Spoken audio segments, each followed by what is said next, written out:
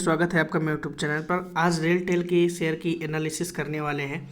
जिस दिन इसका आईपीओ आया था उस दिन ही इसमें 20% का एक सर्किट लगा, जिसके बाद इसका प्राइस चला गया 189 और 189 आने के बाद ये लगातार डाउनफॉल की तरफ था। तो फिलहाल इसमें अब से पॉजिटिव्स नज़र आने लगे हैं, तो उन पॉजिटिव्स के बारे में आपको बताऊंगा। रिक्वेस्ट यही है कि अगर आपने मेरे चैनल अभी तक सब्सक्राइब नहीं किया तो लाल रंग के बटन को दबाकर चैनल को सब्सक्राइब कर लीजिए और बेल आइकन को जरूर प्रेस कर दीजिए ताकि जैसे कोई नया वीडियो अपलोड करूं तो उसकी नोटिफिकेशन आपको आ जाए। तो चलिए शुरू करते हैं।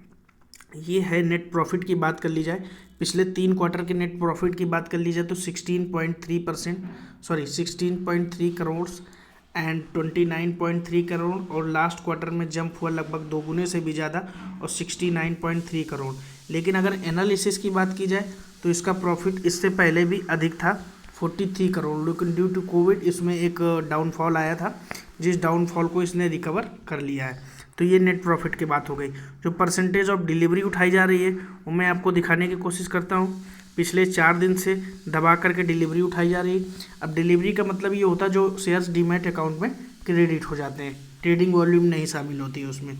तो अप्रैल में 1 अप्रैल को इसमें लगभग 56% की डिलीवरी उठाई गई, 5 अप्रैल को लगभग 57% की डिलीवरी उठाई गई, 6 अप्रैल को लगभग 52% की डिलीवरी उठाई गई और कल यानी कि 7 अप्रैल को इसमें 40% डिलीवरी उठाई गई।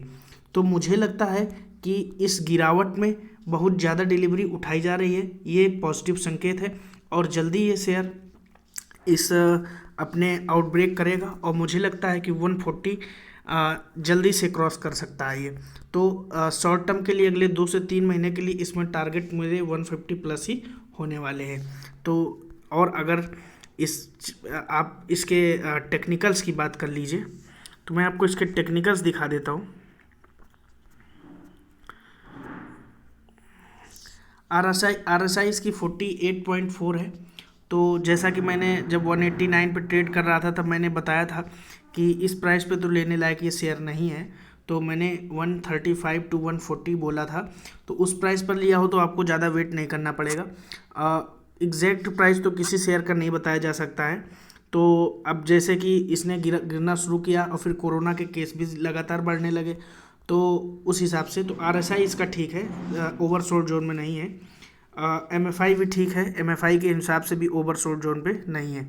अगर ये गिरता है तो आप स्टॉप लॉस क्या लिख सकते हो। पहला स्टॉप लॉस होगा 121 का, दूसरा स्टॉप लॉस होगा 119 का और तीसरा स्टॉप लॉस होगा 117 का। तो ये टेक्निकल्स है जो आपको समझने चाहिए।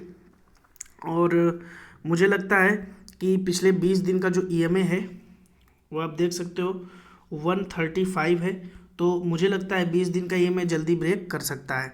तो अगर आपको लगता है कि ये टेक्निकल्स और फंडामेंटल्स का डेटा सही है तो आप भी इसमें ख़रीदारी कर सकते हैं अपनी एनालिसिस के बाद। मेरे हिसाब से जल्दी ये और ब्रेक कर सकता है क्योंकि इसमें दबा करके डिलीवरी उठाई जा रही है।